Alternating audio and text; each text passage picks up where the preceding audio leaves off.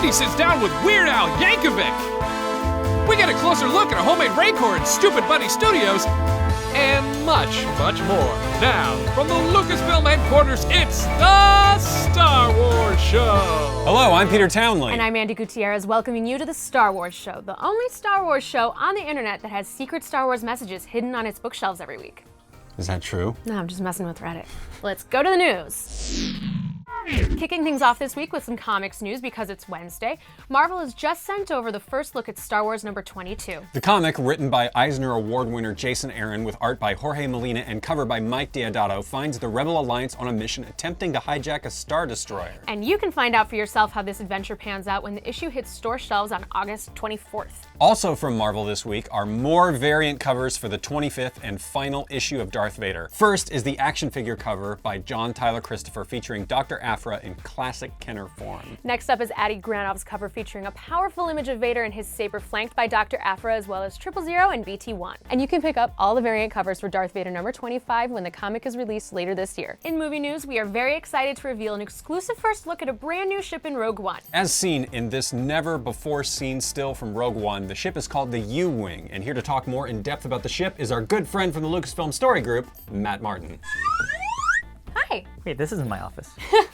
So, the U-Wing. The U-Wing is a new ship in the Star Wars universe. It's a troop transport and gunship, so it's there to bring in rebel troops to heavy fire zones and get out as quickly as possible. So it's not just a fighter. It's got a sort of a convertible wing situation, Exactly. so it can go back and forth. Exactly. The wings move depending on the situation, and it's there to both drop off troops and provide air support. Interesting. What's the full technical name? It's the Incom UT-60D. Also really cool about it is that it was sort of secretly unveiled last year at Star Wars Celebration Anaheim, where the very first piece of Rogue One concept art is actually showing a U-Wing dropping off troops. Super cool. Thanks, Matt. No problem. And for more Star Wars news from around the galaxy, make sure to check out StarWars.com. Stick around. More Star Wars Show after this.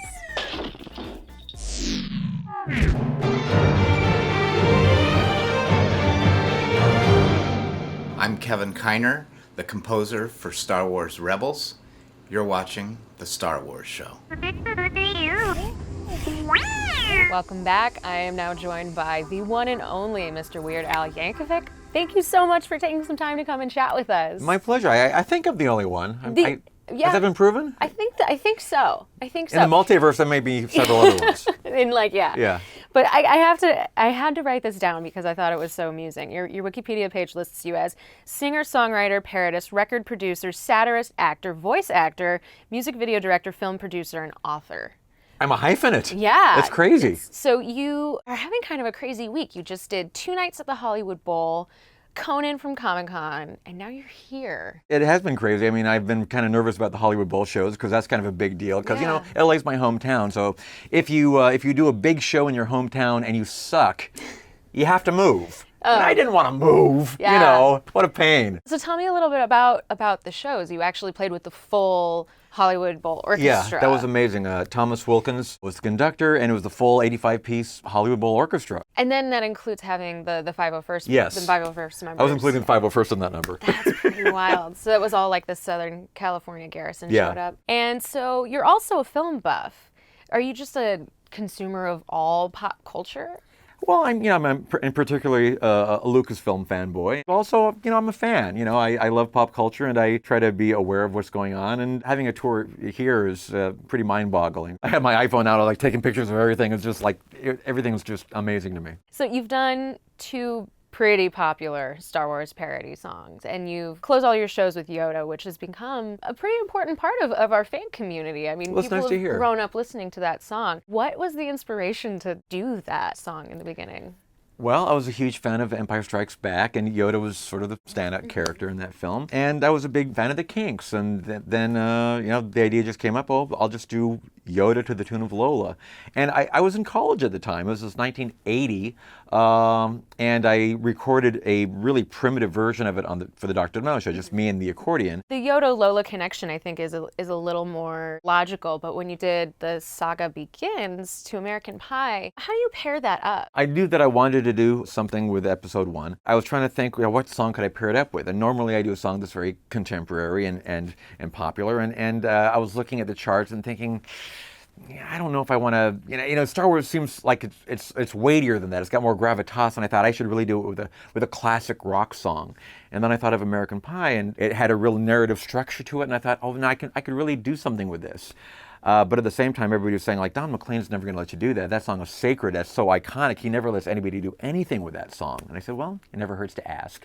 And we put the request out, and he came back and he said, yeah, sounds great. So you're now doing your mandatory tour. Yes. And you're on your second leg of it, correct? Yeah, it's the same tour. Basically, we just took a big break in the middle. We did 5 months last year, took a lot of time off, and now we're doing a 4-month block this year. And we've got about 2 more months to go. And then the tour will end at Radio City Music Hall on September 24th. And then I'm done for a while. I'm taking next year off touring entirely. And if and when we come back to tour, it'll be 2018. That's great. You get some time off. But before we go, the Star Wars Show would like to present you with a very special award.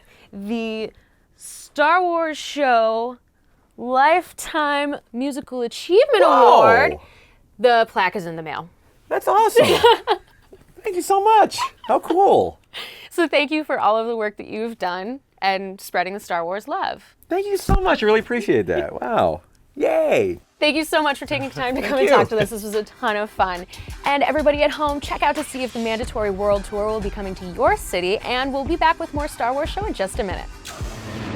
Recently at San Diego Comic-Con, we spotted this incredible Rancor costume, and after doing a little bit of research, we found out that it was created by Jeremy Fisher here, who works as an animator at Stoopid Stoodios.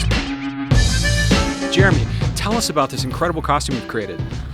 Yeah, it started with the crazy idea to say, like, I want to do something bigger and badder than I've ever made before, and the Rancor seemed like the perfect challenge for myself. Something that had more teeth and more drool and more warts than the last thing you built. That's all I can hope for. So tell us a little bit about how you made this. It starts out with just a sketch and trying to figure out where exactly I want to see out of. Where do you see out of this? In the mouth here, there's... Sorry, I can't help myself. The rest of it is a lot of like foam, PVC piping for the bones. Soft cushion foam is for all the folds and the wrinkles and the bumps. This whole thing took you a year. What took the longest out of the whole thing? The process of the body pieces together. There's huge forms that you have to figure out, and it's all patterned off of a toy Rancor. Congratulations! Oh, is it a boy or a girl? Can you talk a little bit about your background and how that led you to this passion project? I fell in love with like the creatures, the monsters, AT-AT walkers, and found out that's all stop motion. So I wanted to do that for a living. When Jeremy said, hey, I'm going to build a Rancor, and he told you about it, what was your first reaction? Hell yeah. Hell yeah? Obviously, you have a lot of really talented artists and animators here that are huge Star Wars fans. That seems like it's something you encourage, especially seeing that Rancor costume. I mean, everybody who works here grew up watching Star Wars, so the fact that, someone like Jeremy can build this thing on his spare time, not even when he's working here, is mind-boggling. Maybe you could put it on for us now?